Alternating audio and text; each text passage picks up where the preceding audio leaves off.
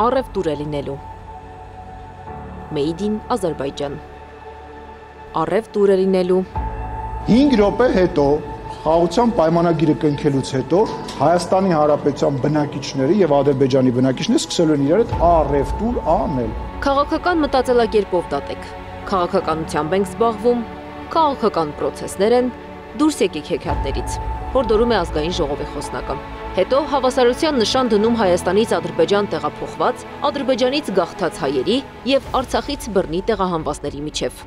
Մենք հիմա քաղաքականությամբ ենք զբաղվում, ոչ եկեք այստեղ հիմա բիսեդկում նստենք, իրար հետ բամբասենք։ Գուցե բամբասանք է Արցախի իշխանությանն Ադրբեջանից կոնյակ գնելու ձեր հայտարարությունները։ Կսպանեմ քեզ։ Սիմոնյանի հեքիաթից դուրս իրականությունը Բաքվի եւ Երևանի միջև առևտուրն է, բնակիչների այսպես կոչված վերադարձը։ Խոսնակին մի առաջարկ ունի Հայաստանի մարդու իրավունքների առաջին պաշտպան Լարիսա Ալավերդյանը, որ Բաքվից Հայաստան գաղթած հայերից է։ Ես առաջարկում եմ սկզբից իրենք բոլորը գնան այնտեղ եւ ցույց տան այդ օրինակը։ Ինչ վերաբերում է անձամբից, ուրեմն եւս մեկ անգամ կրկնեմ։ Հայերը Ադրբեջանում չեն եղել ազգային փոքրամասնություն։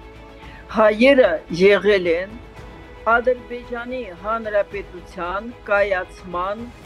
ազգի միակ ազգը։ Սիմոնյանի համար օրինակ են, ինչպես ինքն է ասում, Արցախի շրջափակման ժամանակ արցախցիների եւ ադրբեջանցիների միջև առևտուրը։ Արտակ Բեգլարյանն ամբողջությամբ կեղծ է որակում այն, հիշեցնելով շրջափակման ժամանակ Արցախի դիրքորոշումը ակնայից որևէ բեռի ներգրման վերաբերյալ։ Միանշանակորեն ասում եմ, որ ստում եմ Ալեն Սիմոնյանը, նմանատիպ բան չի եղել, եւ եթե որևէ փաստ ինքը գիտի, թող ներկայացնի, հատկապես շրջափակման ժամանակ, առավել եւս որ նմանատիպ պայմաններում էինք, ինչպես պետք է առևտուր տեղի ունենար։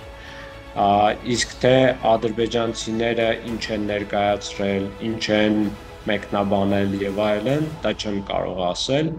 Արցախցիների շրջափակումն ու բռնի տեղահանությունը օրինակ չէ Ադրբեջանի հետ համակեցության անհնար լինելու։ Արցախում ընդամենը 10 հայի ապրելու մասին տեղեկությունը օրինակ չէ Ադրբեջանի հետ համակեցության անհնարին լինելու։ Խնդիրն արցախցիները չեն, խնդիրն Ադրբեջանի ցեղասպան քաղաքականությունն է։ Հազարամյակներով ապրող արցախցին, որ իր հողու ջրում ա եղել, էթնիկ զտման ցեղասպանության արդյունքում հայրենազրկվել է։ Երևանում ինչ միջանցք են ուզում ավելացնել Դերձորի եւ Բերձորի ցանկին, հարցնում է Լարիսա Ալավերդյանը։ Բայց գալով Ալեն Սիմոնյանի հեքիաթից դուրս իրականություն։ Ինչ են կարծում Հայաստանի քաղաքացիները։ Նրանք պատրաստ են 5 րոպե հետո առևտրին ու բարեկամությանը։